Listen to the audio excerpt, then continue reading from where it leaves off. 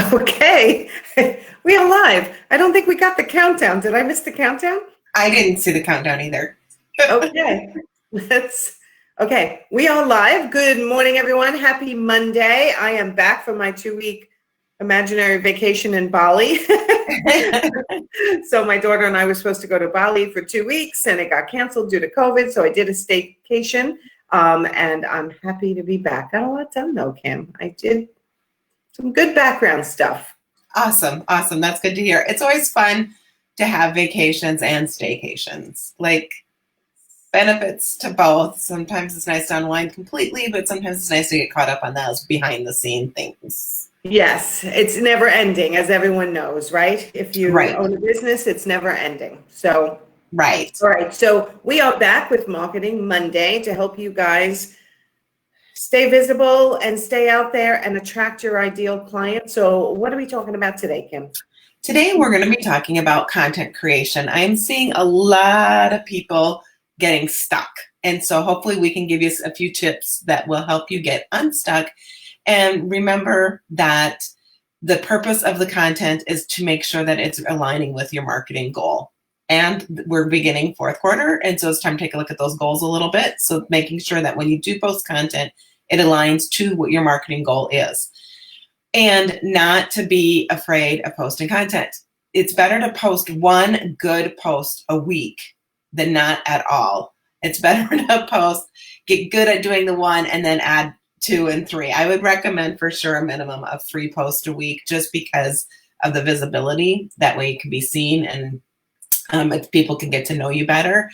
But if you're not posting at all and all of a sudden you post every day for a week and then you don't post again for 2 months, you're hurting your platforms and you're hurting your brand. And so trying to figure out a content calendar that you can post at least once a week for sure. But otherwise, I recommend 3 posts minimum a week. Okay, so say hi to us if you're watching so we know you're here. But when you say 3 times a week, what platform are you talking about? Because I know immediately people are going to be like, well, what does that mean? Instagram? Does that mean Facebook business page? Like, where are we talking? For sure, Instagram and your Facebook business page. And then I would even consider doing it on your LinkedIn profile if it makes sense. But yeah, definitely, I have some clients that I post 2 and 3 times a day for. A lot depends on your goal and it depends on your audience. If you have a larger audience and your reach is only 1 to 5%, which is kind of average, people aren't seeing your stuff. So you can post, it makes sense to post more information. If you have good quality content, if you've got a lot of project photos, if you're doing a lot of action, it makes sense to post more because then you're inviting people into that story. Okay. So Heather's asking, do stories count as posts?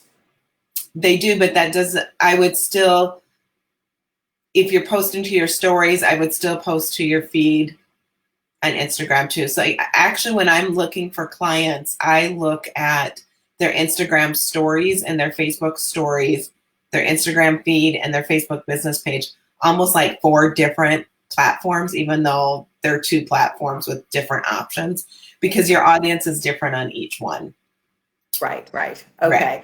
All right. So let's talk about, people get so hung up on what to post. I mean, it's really like causes anxiety for people. And I'm just switching over to my business page so I can see who's actually commenting. So good morning, Heather and Vanessa and Trish. Okay, so let's talk about the 3 areas of content that you want people to consider when they're trying to formulate their social media strategy. Perfect. And I like to keep it simple. There's a lot more broader range of areas we can cover, but for simplicity, if you're stuck, remember the 3 E's are, we want to educate, entertain, or engage. So if one of your posts fit into those, and so that really helps me when I'm trying to plan out content for clients, is asking myself, 1, is this post going to entertain and educate or engage my audience? And so those are the kind of like 3 bucket areas to think about when you're posting content. And I try to hit all 3 within those 3 posts. So 1 for educate would be, sharing a project photo or sharing the paint of the year, color of the year, and anything you can do to help educate, or how someone could repurpose a coffee table, how you can repurpose it someplace else. So you're educating your audience on that.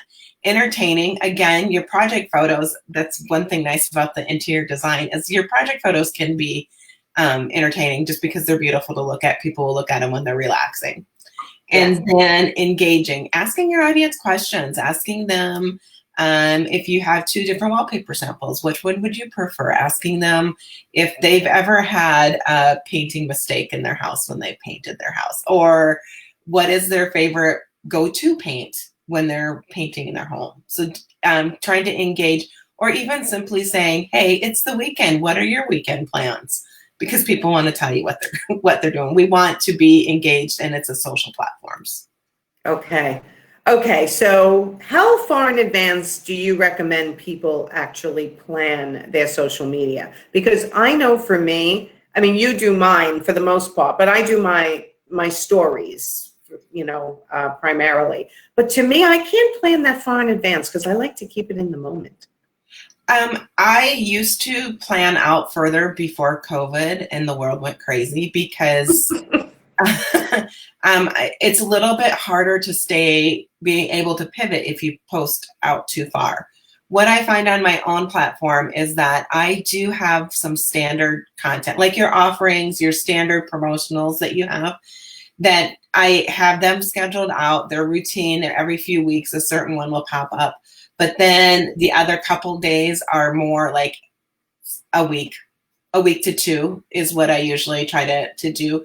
So a lot depends on how busy you are right now. If you're really busy and your day goes by and you're like, oh crap, I forgot to post to social media, then you need to set an hour aside at the beginning of the week, end of the week, whatever works in your planner, and plan out content for the next week. And then you can always add those extra impromptu ones, but it's better to have at least a couple consistent ones that are always showing up.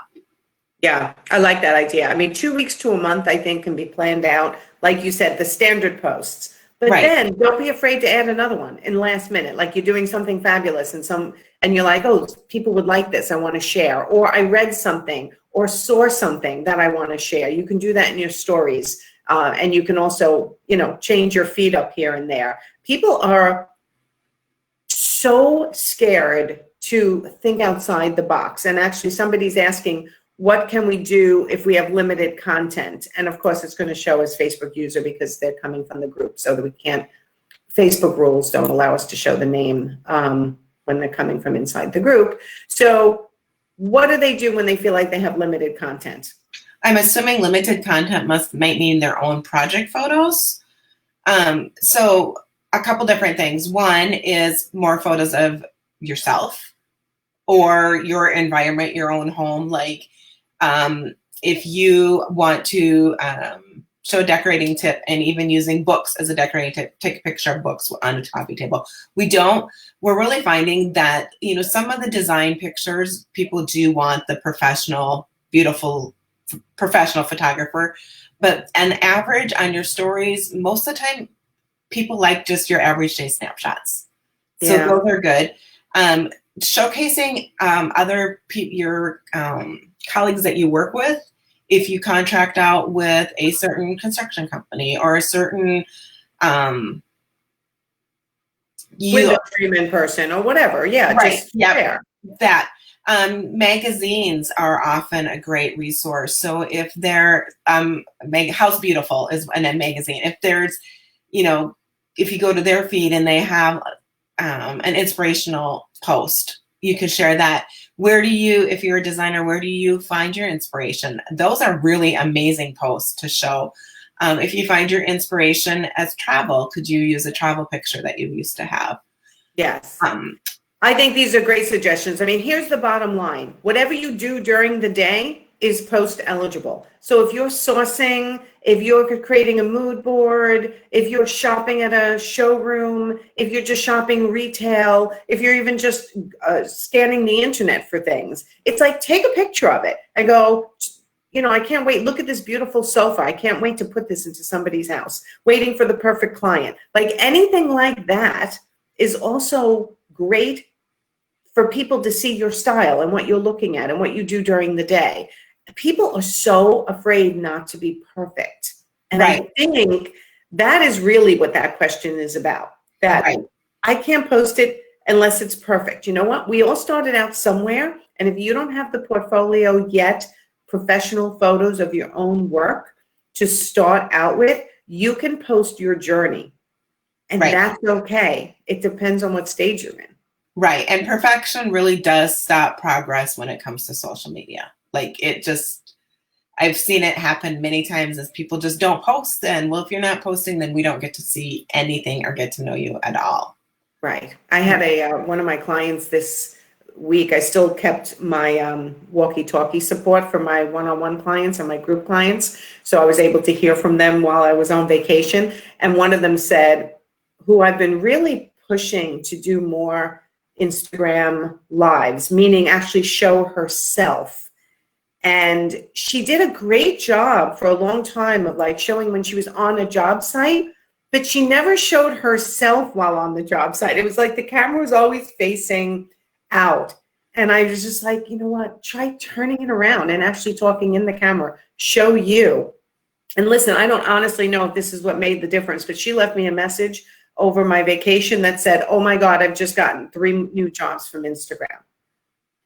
And I've been noticing that her lives and her Instagram, she's been doing Instagram lives and actually showing herself. And she's been showing herself working out in the morning and just being more herself and showing her life. And I personally think it's directly related. Right. And if we take a step back and say that you or I are going to be choosing a designer to work with in our home, and there's 2 designers that have relatively the same aesthetic or same look that we're going for. But if we can see one of the designers, we know that they enjoy coffee in the morning, that's automatically going to create a connection for me, because that is the first thing I do every morning is start my coffee pot. And so I already connection, or if I know one of the designers has a poodles, then I'm going to already connect because I have poodles. Or you little puppy, you would connect, or they like the water, you would connect because you enjoy the water. So different things that's going to help them set apart, because I hear a lot, well, I'm more into competitors, like what my competitors are going to see. But the thing is, this is the way for you to shine and showcase yourself and stand out from your competitor, because we get to know who you are. And really, when you're working with someone as intimate as with a designer, you want to know, like, and trust them. And to see their face really makes a big difference. Makes a huge difference. I can tell when somebody gets on my calendar, and I've heard this from many of my clients, coaches, consultants, designers, alike. They can tell when they get on the phone with somebody if they have seen their lives, that if they feel that more calm, familiar with the person, as opposed to more formal and standoffish. Right.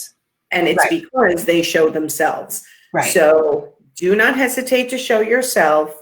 Even though it's scary, you can do it. Right. Yes. I've told this story many times. The first time I went live on Facebook, I was terrified. And thankfully, nobody watched except for my son. Because in the beginning, when you first start going live, you're not going to have the visibility anyway. So don't worry if you even say, hey, I'm practicing, so be nice to me, like anything to relieve your stress, and then teach a little something. Right. So I love your categories: entertain, educate, or engage. These are 3 great categories to keep that high level simplicity when you're posting on your social media. Just think, does it fall into one of those categories? And entertain is also just showing beautiful things. That's part of entertaining, right? Where you said people just do it to relax. They scroll. I love it. Okay. Yeah. Okay, good. All right. And again, before, who said this? Stephanie said, thanks so much for doing these. These are so helpful. Awesome. Thanks, Stephanie. So All right, so we are back doing Marketing Monday. We will be here next Monday around 9 a.m. Eastern Time to give you another tip. If you have any questions, things you're wondering about, post a question in the comments, whether you're watching live or on replay, and these can be topics that Kim and I can address in the future. Correct. Okay? Yes. We want to answer your questions. That's what we're here for. All right, so if you need help growing your business, becoming more profitable, marketing and sales, and just finally making the money you deserve and charging your worth, reach out to me on my website, nancyganzikoffer.com, and set yourself up for an introductory strategy call. And Kim, tell them how to get to you. They can go to either Fresh Impact business page on Facebook or kimvanderpool.com is my website.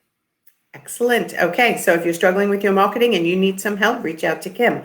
All right, guys, we'll see you next Monday, and I'll see you tomorrow. So now I'll be going live every single day. Oh, and don't forget, I'm starting Weekend Wine Down again. That was my Facebook Live show that I did for 3 years, and then I took a little bit of a break. So we're starting again this Thursday, new date, new time. Well, actually, the time is the same, 4:30 Eastern, from my business page. And my first guest is Luann Nagara of A Well-Designed Business Podcast. And we're going to talk about what a wild 5 years it's been, because her and I shifted who we were 5 years ago at the same time. That's when I became a business coach to enhance my already existing art consulting business at the time, which I have since closed. And she became a podcaster to enhance her Window Works, which is a window treatment and awning fabulous location in New Jersey. So we're going to talk about what a wild 5 years it's been since we reinvented ourselves.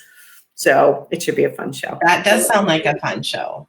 It's a fun show. All right. If you're looking for the guts to do something new, you're going to want to listen in on Weekend Wind Down Thursday at 4:30 from my business page. So, all right, everyone, we'll see you next week. Thanks, Kim. Yep. Okay, bye, everyone.